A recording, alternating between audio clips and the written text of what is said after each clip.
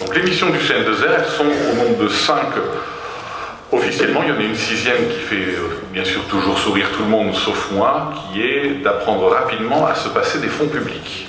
Donc ça, je n'ai pas osé l'écrire quand même. Donc en stimuler et coordonner la recherche en France autour du psychotrauma, et vous allez voir que c'est un sujet tout à fait passionnant mais pas si facile que ça à faire.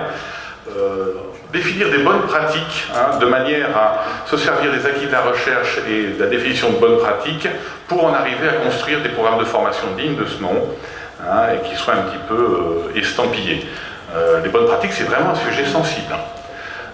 Depuis l'annonce des candidatures, le nombre de mails ou de courriers Thierry et moi, on peut recevoir moyennant 1500 € en Dordogne, en étant à jeun pendant 8 jours, voilà, dans une secte, ceci ou cela, ça fleurit. Donc on va devoir, sans aller dans, je crois, un exemple extrême, comme ça tout le monde est à peu près d'accord, enfin, définir des bonnes pratiques dans ce qui est la prise en soin des victimes ou des patients victimes, c'est pas si simple.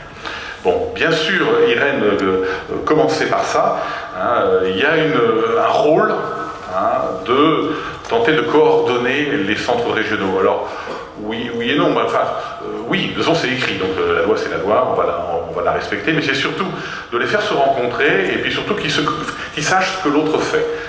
Qu'au moins, il y a peut-être des choses qui vont être mises en commun, mais au moins on sait comment l'autre se débrouille. On s'est déjà réunis 2 fois entre centres régionaux.